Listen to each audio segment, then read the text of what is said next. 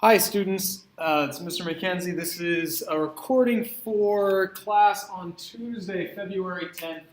I'm sorry I can't be with you today, but I'm hoping that you'll be able to take care of this work relatively quickly. So today we're going to be meeting our thinking maps. So here's what you'll need. You're going to need this video, hey, you've got it, a pack of thinking maps, which I've left for our substitute, pencils and pens, which I know you guys can take care of yourselves. If not, you can ask the substitute. There should be some pencils in my desk drawer.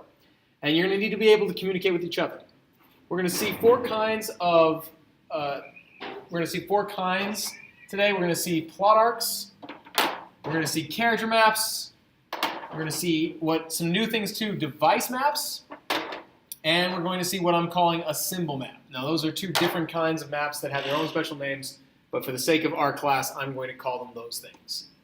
So we're going to start with the plot arc, and we know our plot arcs well, just something that can be kept nice and simple. I'd like you and your group to come up with the parts of the plot arc that you have now. You're still in the exposition, the earliest parts of the story.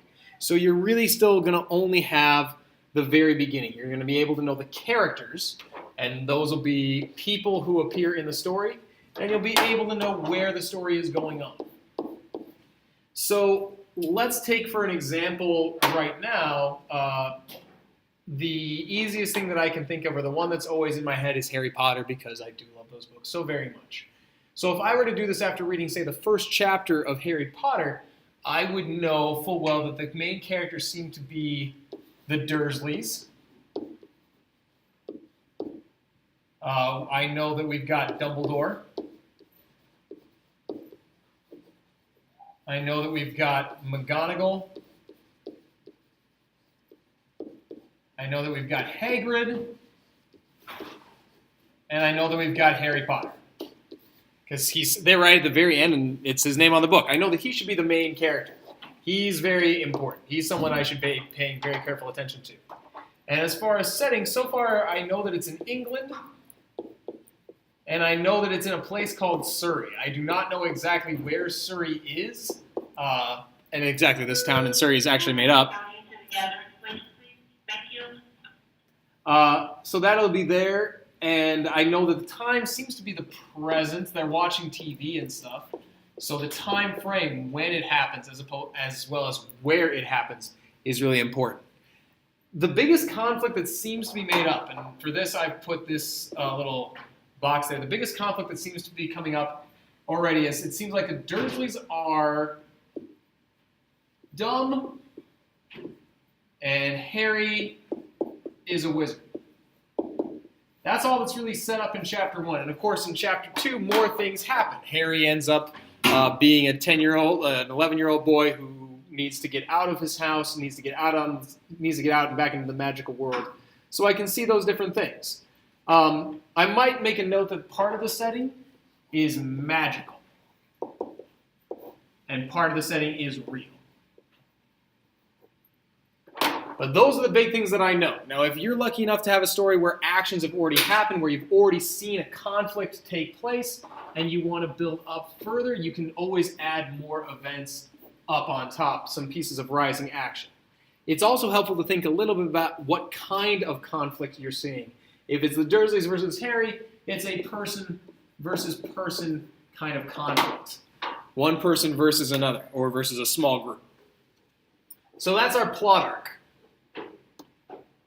I'm just realizing now I've got multiple ones. Oh. After that, we have character maps, and these two should be familiar to you. You're going to put your main character in the center. So far, if I'm looking at this blind, I know that Harry Potter is a baby.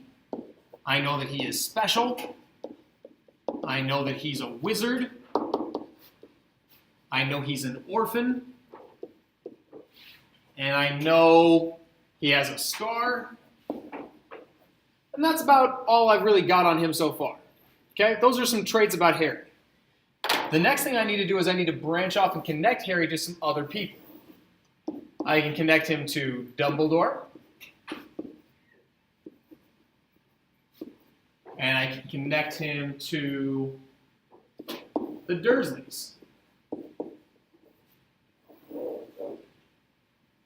So I can see those characters too. And one thing that helps is occasionally seeing some things that they have in common, like Dumbledore and Harry are both wizards, and ways in which they're different. The Dursleys, for instance, are, for lack of a better word, kind of jerks.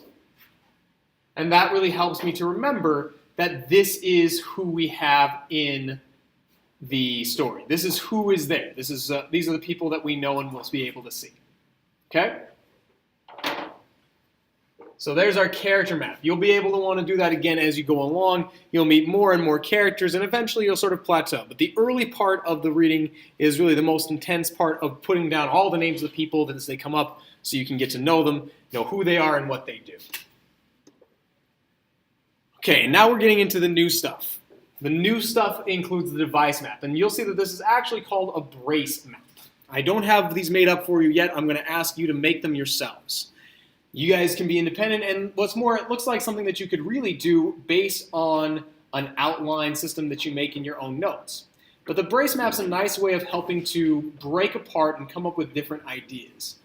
I'm going to ask you to use the device map, to use this brace map style to keep track of literary devices. And I've made a list on Schoology, and I should have some copies available for you as well, of common devices that I think every 9th grader should know.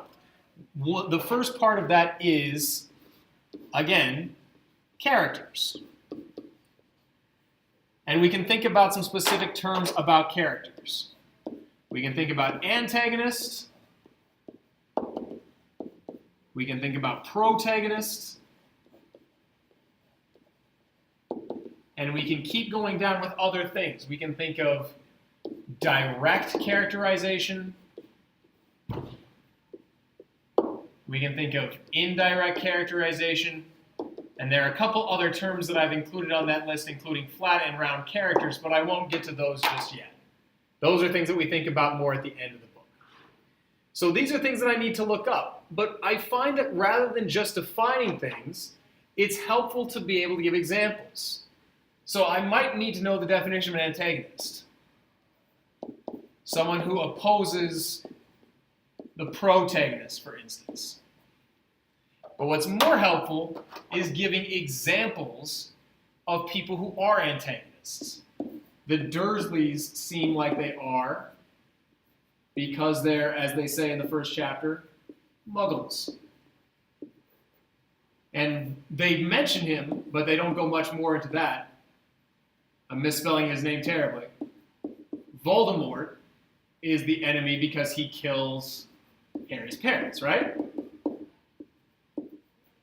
You can keep coming up with other examples, but this way you can build and you can see the flow from the big, broad, general topic of the devices to some of the specific things about them into the even more specific examples, okay?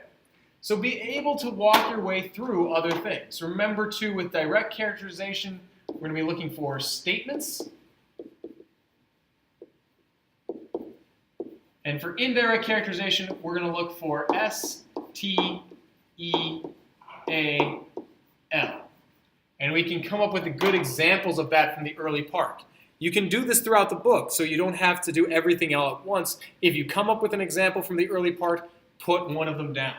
So, for example, Dudley's word being won't is such a great example of what kind of character Dudley Dursley is. It's part of his speech. It's the first word we know that he says is that he won't do something. Tells us a lot about Dudley right off the bat. All right? Yeah, and there are other things like Vernon being perfectly normal. The narrator tells us that. So we know that's an example of indirect characterization. So those are good ways of keeping track of the characters themselves, and better ways, even still, of keeping track of the literary devices. So your examples aren't waiting on me. These are notes that you'll be able to use and refer to a very specific book in. All right. And finally, we come to the symbol map. This is a tree map, but I'm going to ask you to use it for symbolism, okay? Symbols are an important part of all of the books, and it's about time that you guys get used to finding them. So symbols are going to be where one thing stands in for or creates a feeling of something else. So you'd start with an abstract topic, say hope. Okay? Hope is a really abstract thing. It's a big, tall piece.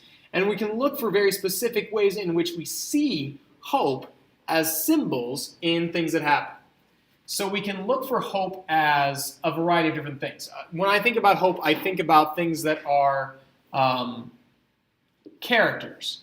Characters can be good symbols, right? There can be characters who are symbols of hope, and first and foremost, you have, obviously, Harry Potter. He is always called the boy who lived. There's all these things about him being a really positive, really hopeful character, a person who gives people a lot of hope. And then you have, say, you can think about actions too. Things that people do that sort of show hope, like the normalcy of, that's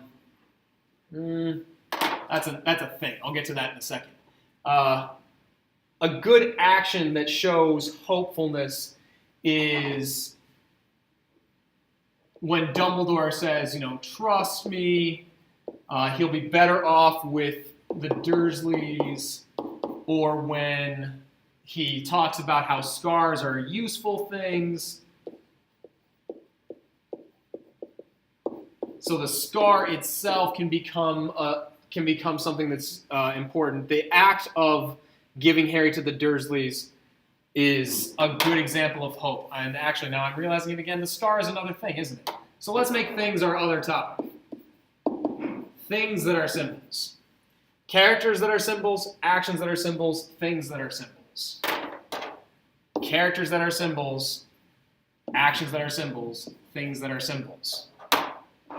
Scar being a sign that he's marked as special. Scars being useful things in the sense of Dumbledore saying he's got a scar that what's the word I'm looking for? Oh, a scar that's a perfect map of the London Underground. There's also, I think the lemon drop is a great symbol of hope because it seems so normal for Dumbledore to just be sucking on a lemon drop as all of these things go along. He doesn't, no much worry, not much worry. Everything's good. Oh, there's another good action that Harry sleeps on. He doesn't seem to mind or care. He's just asleep.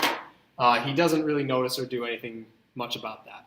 So there you have it. There's some good symbols that we can work in. Look for characters, look for actions, and look for things that can all be symbols of a big, broad concept. It's up to you to determine what that big, broad concept is. You pick that.